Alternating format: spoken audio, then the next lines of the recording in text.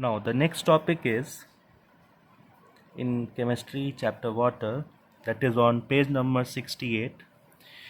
Water एक universal solvent है। Universal कहने का मतलब है कि इसको ऐसा सॉल्वेंट क्यों कहते हैं, यूनिवर्सल सॉल्वेंट क्यों कहा जाता है? Because it can dissolve most of the other substances.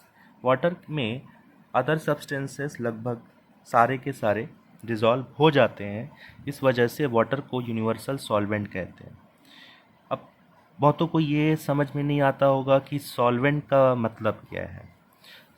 Solute और सॉल्वेंट को जब मिलाते हैं तो सॉल्यूशन बनता है। सॉल्यूट जैसे फॉर एग्जांपल सॉल्ट है, और उस वाटर में जब हम सॉल्ट को मिलाते हैं तो वाटर और सॉल्ट का सॉल्यूशन बनता है। सॉल्ट की जगह हम शुगर भी कह सकते हैं। तो वाटर में शुगर मिलाते हैं, सॉल्यूशन बन जाता है। तो शुगर क्या करते हैं, स्मॉलर अमाउंट में लेते हैं और वाटर लार्जर अमाउंट में लेते हैं। तो the substance which is in larger amount in a solution is known as solvent, and the substance which is in smaller amount in a solution is known as solute. तो जो कम मात्रा में लिया जाता है उसे हम सॉल्यूट कहते हैं, और जो ज़्यादा मात्रा में सॉल्यूशन में पाया जाता है उसे हम सॉल्वेंट कहते हैं। तो वाटर है, पानी है, उसमें अगर हम नमक कोई ले लें या शुगर ले लें तो कितना 1-2 चम्मच डालेंगे और उसका सॉल्यूशन बन जाएगा। तो वाटर में लगभग मोस्टली सब्सटेंसेस डिज़ोल्व हो जाते हैं, घुल जाते हैं, इसीलिए वाटर को यूनिवर्सल सॉल्वेंट हम कहते हैं।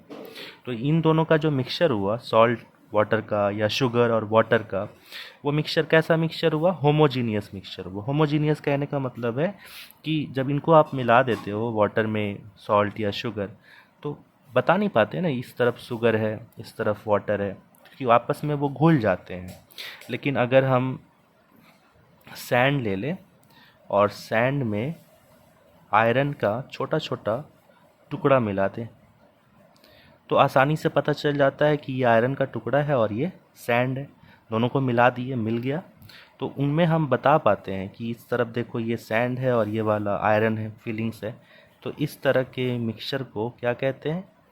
हेट्रोजीनस मिक्सचर कहते हैं। ठीक है, तो हेट्रोजीनस मिक्सचर का और एक एग्जांपल दे सकते हैं, जैसे कि चावल है, कच्चा चावल, उसमें कंकड़ पत्थर होते हैं। तो वो जो कंकड़ पत्थर हैं वो आपको दिख जाते हैं और चावल अलग रहता है। दाल में भी होते हैं छोटे छोटे कंकड़ पत्थर, तो वो कंकड़ पत्थर और दाल आप अलग अलग देख पाते हैं, समझ पाते हैं कि ये कंकड़ है, पत्थर है, इसको निकालना है, और ये हमारी दाल है। तो वैसा मिक्सचर जिसमें उसके कंपोनेंट्स इजीली डिस्टिंग्विश हो जाते हैं, वैसे मिक्सचर को हेट्रोजीनस मिक्सचर कहते हैं। And the mixture in which the components it's component can not be distinguished, उसे हम लोग होमोजीनियस मिक्सचर कहते हैं। ठीक है, जैसे एयर है, एयर में कौन कौन सी गैसेस हैं? नाइट्रोजन गैस है, ऑक्सीजन गैस है, कार्बन डाइऑक्साइड है, और भी बहुत सारी गैसेस हैं जो कि स्मॉलर अमाउंट में या ड्यू टू पॉल्यूशन मिलती हैं। तो ये तीनों गैस में एयर में मिली रहती है, समझ में तो नहीं आता है। जैसे कोल्ड ड्रिंक है, जैसे कोई भी कोल्ड ड्रिंक, जैसे थम्स अप ही ले लो, ब्लैक कलर का होता है, उसके अंदर सॉल्ट है, उसके अंदर और भी कार्बन डाइऑक्साइड गैस है, और भी बहुत सारा फ्लेवर ऐड है। तो क्या हम उस कोल्ड ड्रिंक से डिस्टिंग्विश कर पाते हैं कि ये सॉल्ट है, ये फ्लेवर है, ये कार्बन डाइऑक्साइड है? नहीं कर पाते हैं। वो कैसा मिक्सचर है? होमोजीनियस मिक्सचर है। ठीक है, now will move to page number 69। Solution का टाइप दिया हुआ है। सॉल्यूशन मेनली दो तरह के हैं जो कि आपके सिलेबस में दिए हुए हैं बुक में। एक saturated solution and the next one is unsaturated solution. Saturated solution क्या है? ठीक है, जैसे मैंने एक गिलास पानी लिया और उसमें मैंने 1 चम्मच शुगर ऐड कर दी। ठीक है, फिर देखा मैंने उसको स्पून से स्टिर किया और वो शुगर उसमें डिज़ोल्व हो गया। फिर मैंने दूसरा चम्मच उसमें शुगर ऐड किया, फिर मैंने स्टिर किया, वो डिज़ोल्व हो गया। ऐसा करते करते सपोज़ अभी जो रूम टेम्परेचर है वो 32 डिग्री सेल्सियस है। तो at this particular temperature suppose मैंने इसमें 20 ग्राम शुगर डिज़ोल्व कर दिया। अब इसके बाद जब मैं शुगर इसमें ऐड कर रहा हूँ तब डिज़ोल्व नहीं हो रहा है, वो बैठ जा रहा है इस टेम्परेचर पे। ठीक है, वो शुगर जाके नीचे सेटल डाउन कर जा रहा है।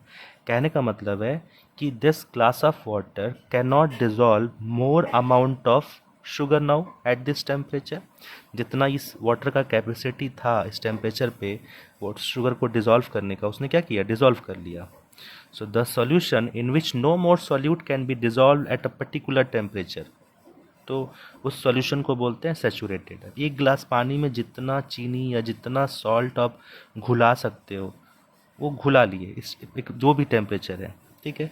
अब उससे ज़्यादा उस टेम्परेचर पे और उसके अंदर कोई सॉल्ट या शुगर डिज़ोल्व नहीं हो सकता। That solution is saturated solution, ठीक है। अब अगर वही एक गिलास वाटर है, अब वही एग्जांपल हम फिर से ले रहे हैं, 20 ग्राम शुगर डालने से इस टेम्परेचर पे सैचुरेटेड सॉल्यूशन हो जाएगा और कोई शुगर उसमें डिज़ोल्व नहीं होगा।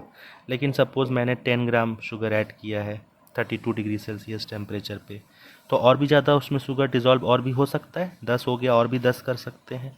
तो this solution is called unsaturated, ये अभी तक सैचुरेटेड नहीं हुआ है, इसमें more amount of solute can be dissolved.